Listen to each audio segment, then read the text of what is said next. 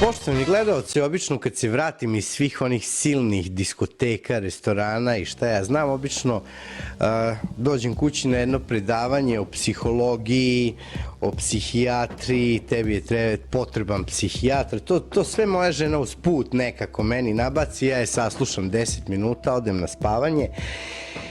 I bio je ovo jedan mali uvod za našu sledeću rubriku.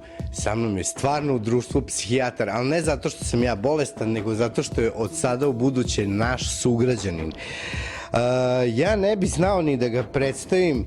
Ovo je jedna veoma čudna vizit karta sa puno titula, piše DRMRSCI. Bitno je ono Branko Đorđević. Dobroveče i dobro nam došli u goste. Dobroveče i dobro vas našao. Doktore, šta je psihologija, a šta je psihijatrija? Da li je to isto ili... Naš otac psihijatrije, Sigmund Freud, je utemeljivač i psihologije. Psihologizam je nastao tokom proučavanja psihodinamike razvoja čoveka, to je cjelokupnog djetinjstva. Psihologija je jedna izvrsna nauka sa kojom se suočavaju mladi ljudi i to je 4-godišnji fakultet, gdje nakon završenog 4-godišnjeg fakulteta i izučavanja psihičkog profila rade se niz testova, psihološki i psihički profili, karakterologija, razvoj i dinamika čovjeka od njegovog samog rođenja pa nadalje. Ne proučavaju psihofarmakologiju, ne proučavaju nauku o lekovima, niti neuroanatomiju, neurofiziologiju, to se radi u nekim površnim granicama što je sasvim dovoljno da bi razumjeli psihološki profil ličnosti. Psihijatar mora da završi fakultet, to je jedna vrlo široka i opsežna nauka od 5-6 godina, mora da završi psihijatriju koja traje 4 do 5 godina u zavisnosti od podneblja i situacije sredine u kojoj čovjek studira i živi. Ja sam završio na zapadu, a inače sam zagrebački đak gdje sam tamo i završio sam fakultet i magisterij i doktorat i sve sam odradio u Zagrebu. Znači, velika je razlika psiholog i psihijatar, to je ogromna razlika, ne samo u načinu školovanja, nego i u kliničkom usmjerenju. Klinička psihofarmakologija koju sam ja završio je jedna ogromna, stvarno zbilja jaka i značajna nauka o lekovima. Psiholog to ne zna, znate. Psiholog može da pomogne da riješi tako brašno-porodične probleme, neuroze, psihološko savjetovalište da riješi u tom porodičnom savjetovalištu i da vam da osnovne smjernice. Ali da suštinu, lečenje, terapiju, dijagnozu, način lečenja psiholog to ne zna. A šta može psihijatar da nam pomogne? Psihijatar može da razriješi u današnje vrijeme. Savremena psihijatrija ima onaj klasični condicio sine qua non. Ono što sam ja učio, uslov bez koga ne može, jeste znanje koje mora imati, iskustvo sa kojim mora raditi i da kažem još jednu stvar, hrišćanstvo da voli ljude, empatiju da osjeća čovjeka, da nosi sa sobom dragocjene bisere ljubavi i poštovanja prema čovjeku. Doktore, vi ste nedavno izdali vašu 9. knjigu. O čemu se radi u vašim knjigama? Pazite, to je cijeli život jednog čovjeka. Pojam depresije, pojam stresa, pojam straha, fobičnog ponašanja, bolesti ovisnosti, problemi sa kojima se čovjek suočava u toku konflikta sam sa sobom i donošenja odluke da li da nekoga ubije ili ne. Spavati mogu ili ne mogu, bojim se nečega, a ne znam ni sam čega se bojim. Imao sam ljude koji nisu izašli po 3 godine iz kuće, koji imaju napade panike, strahove, fobije. Imao sam seksualne disfunkcije gdje ljudi 20 godina imaju problema takozvano inorgazmiju sa impotencijom.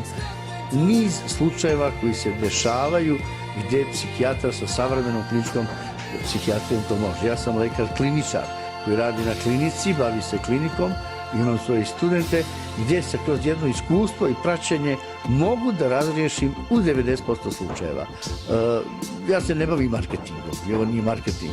Ovo je vaša želja da upoznate psihijatra, ovo je vaša želja i sretni ste što je došao dr. Đorđević u Beč i u Beču ćemo riješiti mnoge sigurno životne probleme od teških duševnih bolesnika pa do laganih neuroza. Doktor, ja sam čuo da u Austriji uopšte i u Beču ima jako malo psihijatara. Koliko je to istinito i o čemu se radi? Zašto ih nema? Pazite, zašto ih nema ne znam, ali znam jednu stvar koja je vrlo bitna, da u cijeloj Evropi ima malo psihijatara.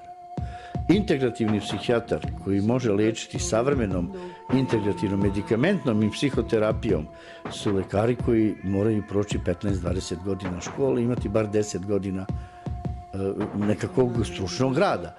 Ja radim 28 godina i pri tome silni završeni delovi ne samo psihoanalitičke škole, nego i psihoterapijskog tretmana uslovljavaju da se ne možeš baviti ozbiljno tom naukom ako nemaš takvu spremu, licencu, rad, iskustvo i znanje.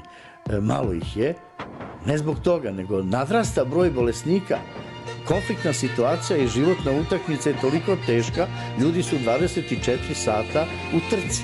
Ljudi su prestali poštovati osnovne biološke zakonitosti, jednostavnosti, ljubavi prema porodici, ljubavi prema Bogu, osjećaj poštovanja sebe i drugog. Izgubio se taj samo postojan sistem merilo vrednosti. To je novac. Doktore, ja i kad bi trebao da se obratim jednom psihijatru, verovatno da ga ne bi posetio zato što ne vladam dobro nemačkim jezikom i sigurno da tu ima puno stručnih izraza, zahvata i svega ostalog.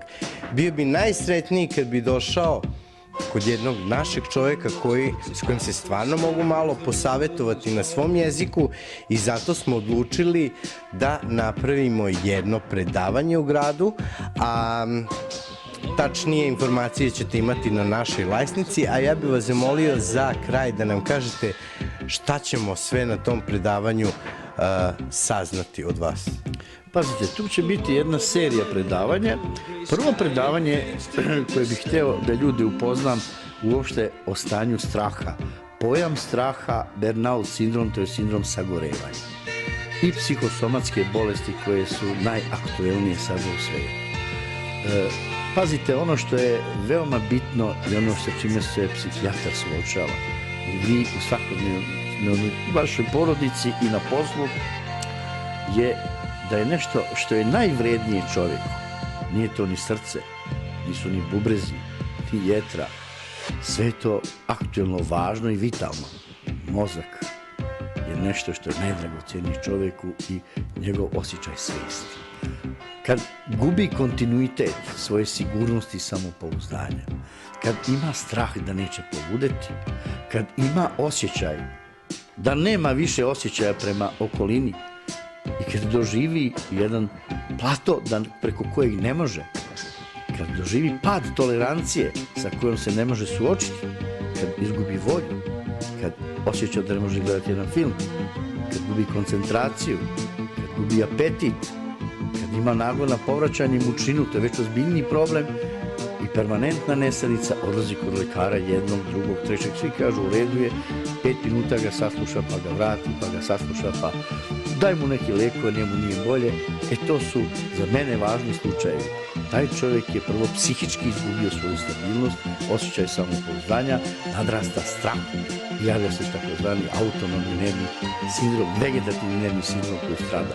To je psihosomatska bolest. Najviše. Ja bih vam se još jedan puta zahvalio, naravno drago mi je da ćemo se od sada u buduće družiti u našim serijalima emisije XU and Win.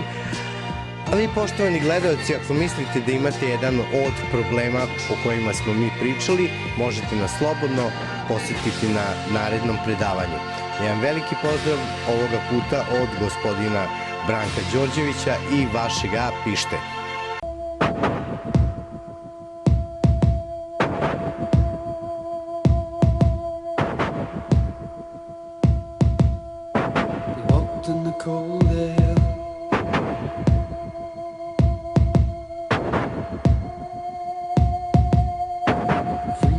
Breath on a window pane, lying and waiting.